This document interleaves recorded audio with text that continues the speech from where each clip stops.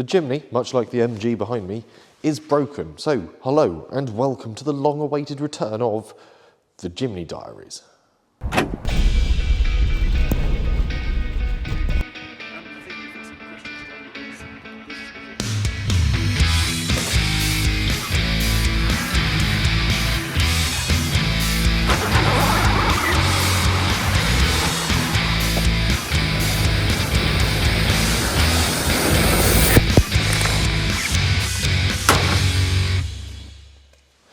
Now, the Suzuki Jimny did not come from the factory with a footbath. In fact, that piece of carpet should be dry, and it isn't, because what's happened is the heater matrix, essentially the bit of the heating system which takes hot water from the engine and pumps it through essentially a small radiator somewhere in there, has burst, blown, failed, gotten old and worn out. And the result is it's taken all of the water that usually runs in a jacket around the engine, keeping it cool, and simply pumped that all into the footwell on the driver's side. So the floor mat is out and drying out in one of the offices, and I need to get somewhere in there and remove a radiator and fit a replacement one. Problem is, brand new ones from Suzuki cost damn near £500, and to get into that point it is a complete dash out job. So I think the Jimny's going to be off the road for a little bit. Wish me luck.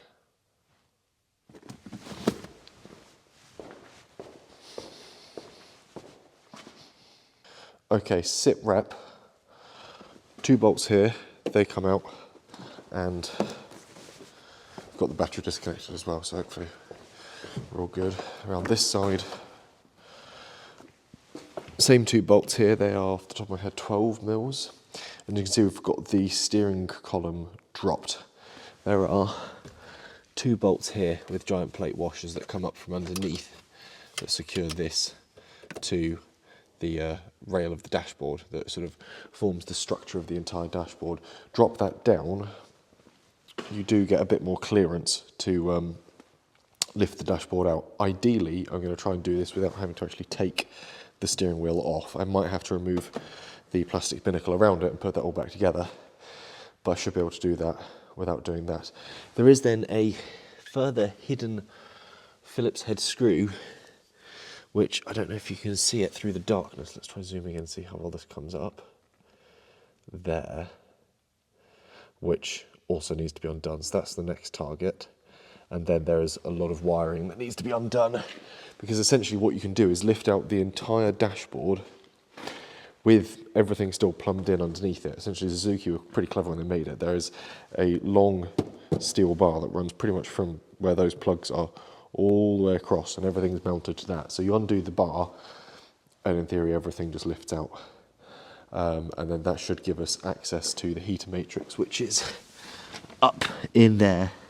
You can see all the sort of white armatures that operate all the vents. So hopefully, with a bit of luck, that's where we're going to get to this evening, is the dashboard being very nearly ready to come out.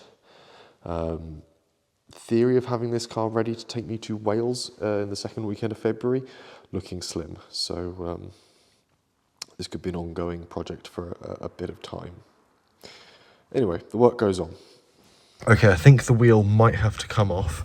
There are 2 bolts that go in here just below the crossbar of the steering wheel. Undo those.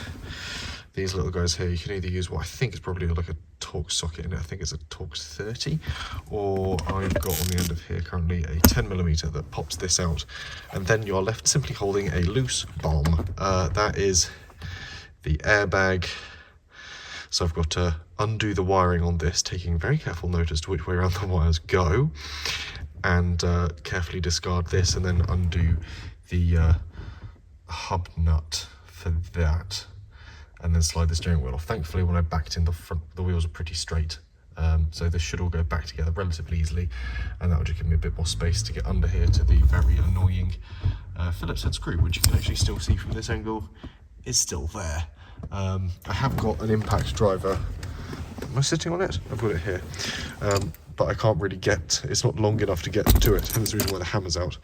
So yeah, move that all out of the way, then I can get the impact driver onto there and get that very stubborn Phillips head out. So all going in the right direction, but a lot of things to undo. Okay, it's the second evening of working on the Jimny. We've got the steering wheel off. We, as you can see, made a little puller that was able to sort of press against that, and the stud in the centre of the column pops that off the splines, so that's all good. And we've got the cowl off from around the steering column as well, so that's now off. There's one long bolt at the bottom of it and then two short ones there. Don't know what's rattling around in there, probably dirt and debris. So that's now off, and we've got better access to the screw that sits under the speedometer and revs basically under the dash, the instrument binnacle. The problem is that is pretty much in there tight and mangled now. Any amount of work with even the extended impact driver has not done anything apart from just chew up the head. So we're going to get another tool, and we're going to use one of Dad's specialties, compressed air.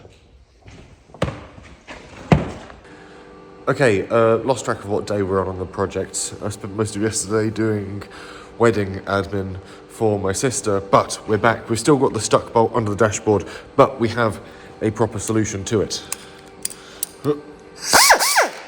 Just going to simply Dremel the head off of it and pull the dash out, because I can just order a new bolt for that and pull out the remaining stud that's in the hole. So yeah, we've got the compressor running, got air to the drill and Dremel, so we're going to just simply buzz it off, and hopefully we'll have the dashboard and the dead heater matrix out today. It's Sunday on the second day of Daytona 24 hours. I've been listening to that through the morning.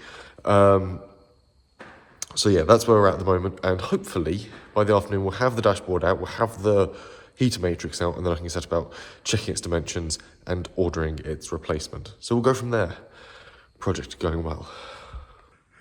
Okay, we've Dremeled that bolt out of the way, and the dashboard is now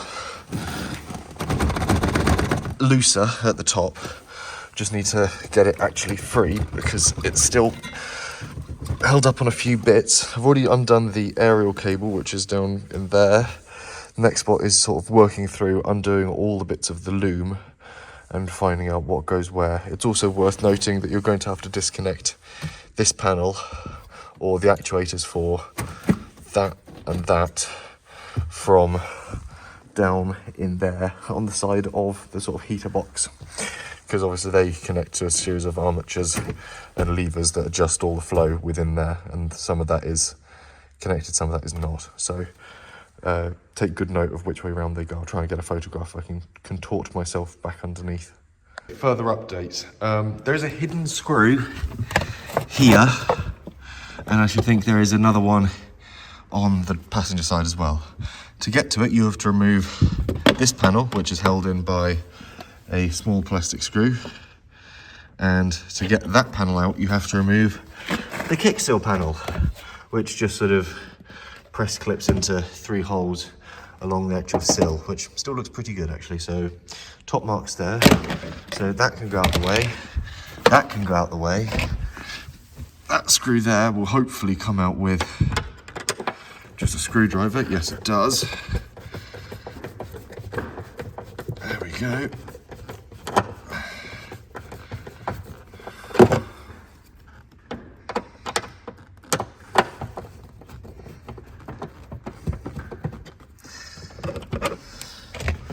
And that's one side, and now we're a lot looser.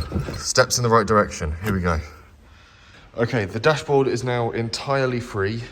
It's taken a lot of faffing, but we've got all the plugs undone. There's several. Just take your time and figure them out. They are a bit tricky and a bit stiff, but they've never been done before. The one thing I will say you need to do, however, is better to show you on this side. Under here, this line here that's got the sort of braided wrap to it feeds under here. I can't figure out what it goes up to under the dashboard, so I'm going to try and trace it back under the sort of center console panel and unplug it from there. I think it's probably like a reverse light switch or something. So yeah, we're gonna have to get this out next. But yeah, all these leads and clips need undoing. They are very fiddly, very tricky, and I spent far too much time hung upside down to try and achieve this. But there we go, slowly making progress. It's not a reversing light switch. I've obviously an idiot in that earlier clip, because I've got the sort of mid-spec or mid-iteration one with the electronic control for four-wheel drive. That feeds into the control unit for that here. So again, that just looks like a little plug going in the side, so we'll be able to get that undone, unplugged, and then with a bit of luck, should be able to finally lift the dashboard out.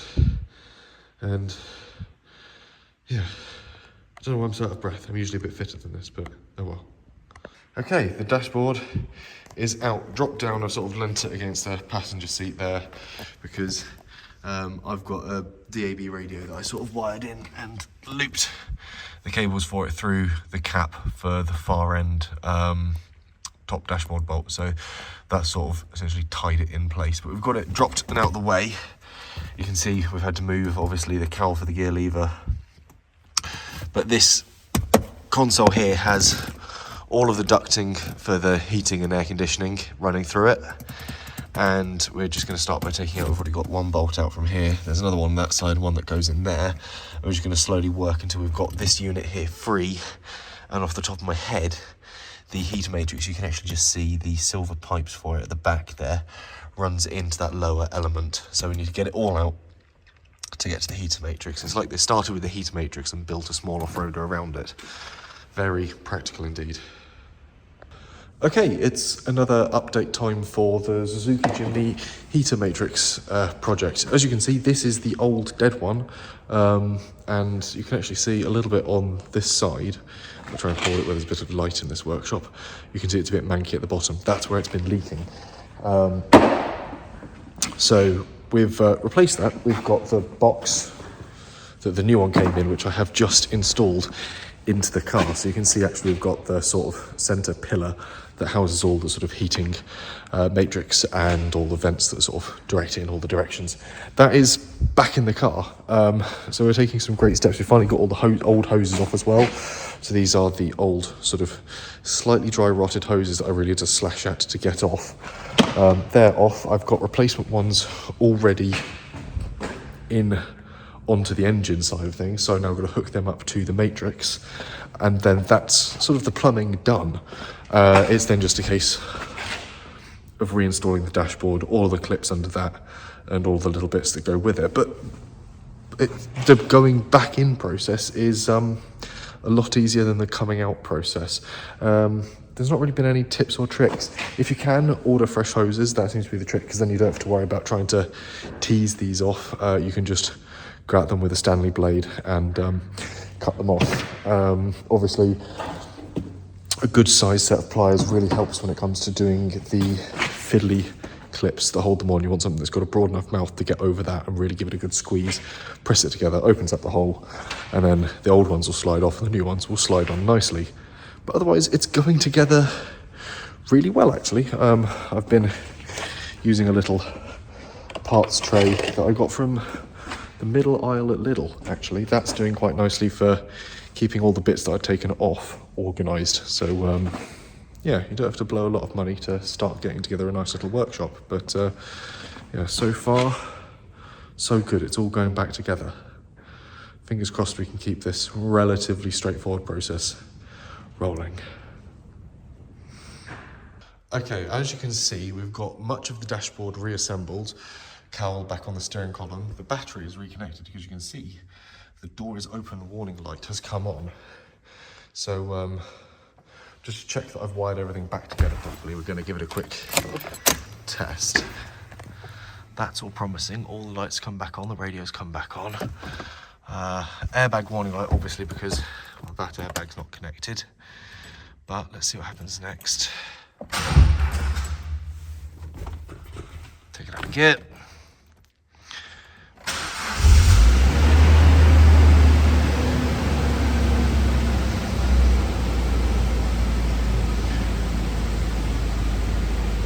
All good. Started up. It's running fine, crucially. I don't think we'll be able to see any leaks coming from out the back of the engine, but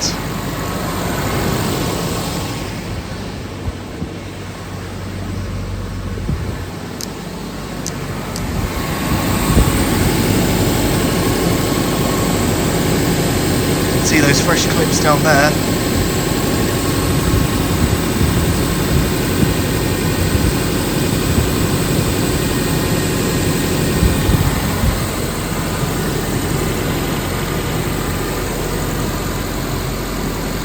What about success?